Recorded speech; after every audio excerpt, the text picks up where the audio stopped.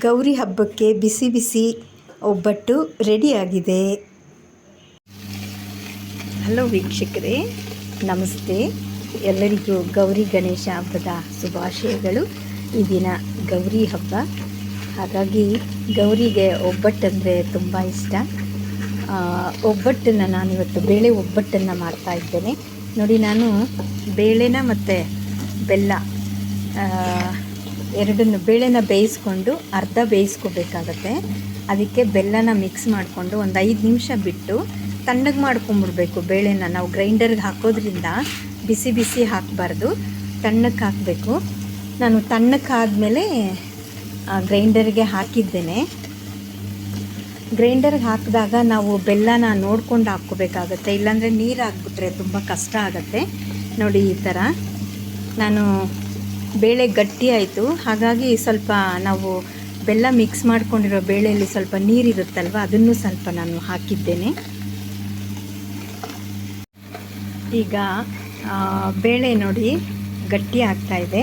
ಆಗ ನಾನೇನು ಮಾಡ್ತೀನಿ, ಈ ಥರ ಬೆಲ್ಲನ ಸ್ವಲ್ಪ ಎತ್ತಿಟ್ಕೊಂಡಿರ್ತೀನಿ. ನೋಡ್ಕೊಂಡು ಹಾಕ್ಕೊಳ್ಳೋಣ ಅಂತ ಎತ್ತಿಟ್ಕೊಂಡಿರೋ ಬೆಲ್ಲನ ಅದು ಒಂದೊಂದೇ ಈ ಥರ ಹಾಕ್ಕೋಬೋದು ನಾವು. ಆವಾಗ ಸ್ವಲ್ಪ ನೀರಾಗುತ್ತೆ.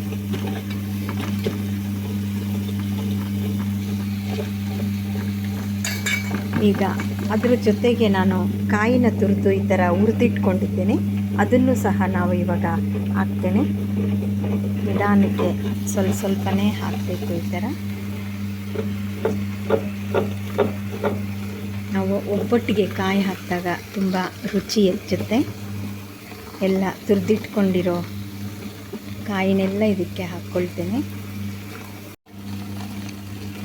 ನೋಡಿ, ಈಗ ವೀಕ್ಷಕರೇ, ಇದು ಆಗಿದೆ ನೋಡಿ. ನಾನು ಇನ್ನು ಸ್ವಲ್ಪ ಬೆಲ್ಲನೂ ಹಾಕಿದೆ, ಎಕ್ಸ್ಟ್ರಾ ಬೆಲ್ಲ ಇದಕ್ಕೆ ಸೇರಿಸಿದೆ, ಯಾಕೆಂದರೆ ಗಟ್ಟಿ ಆಯಿತು. ಹಾಗಾಗಿ ನೋಡಿರಿ, ಕೊಬ್ಬರಿ ಇದರಲ್ಲಿ ನಾನು ಹುರಿದಿಟ್ಕೊಂಡಿದ್ದೆಲ್ಲ ಎಲ್ಲನೂ ಸಹ ಹಾಕ್ಬಿಟ್ಟಿದ್ದೀನಿ. ಈಗ ಕ್ಲೀನಾಗಿ ನುಣ್ಣಗಾಗಿದೆ. ಕೊಬ್ಬರಿ ಹಾಕಿದ್ರೆ ನಮಗೆ ಟೇಸ್ಟು ಇನ್ನಷ್ಟು ಕೊಡುತ್ತೆ ಒಬ್ಬಟ್ಟು. ಆಲ್ಮೋಸ್ಟ್ ಎಲ್ಲನೂ ಎತ್ಕೊಂಡಿದ್ದೇನೆ. ಕೊನೆಯಲ್ಲಿ ನಾವು ಇದನ್ನು ತೊಳ್ಕೊಳ್ಳೋಣ.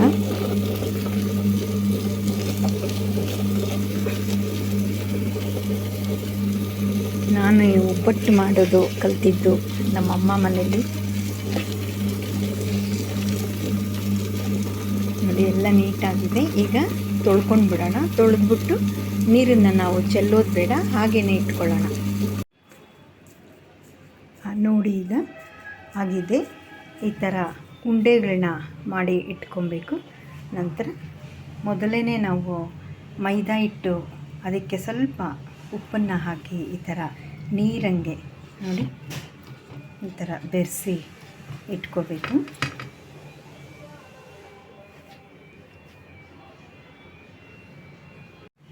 ನಾನು ಈ ದಿನ ಒಬ್ಬಟ್ಟನ್ನು ಈ ಬಾಳೆ ಎಲೆ ಮೇಲೆ ಮಾಡೋಣ ಅಂತ ಅಂದ್ಕೊಂಡಿದ್ದೇನೆ. ಈಗ ಅದರ ಮೇಲೆ ತಟ್ಟೋಣ. ನೋಡಿ, ಈ ಥರ ತಟ್ಕೋಬೇಕು. ಇದನ್ನು ಈಗ ಹಂಚಿನ ಮೇಲೆ ಹಾಕೋಣ.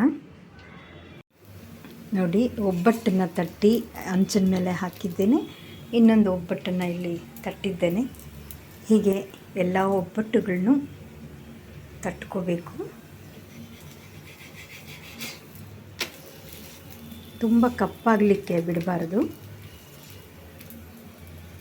ತುಂಬ ಉರಿನೂ ಕೊಟ್ಕೋಬೇಡಿ, ತುಂಬ ಸಣ್ಣ ಉರಿನೂ ಬೇಡ, ಮೀಡಿಯಮಲ್ಲಿ ಕೊಟ್ಕೊಂಡು ಮಾಡಿದ್ರೆ ತುಂಬ ಚೆನ್ನಾಗಿ ಬರುತ್ತೆ ಒಬ್ಬಟ್ಟು.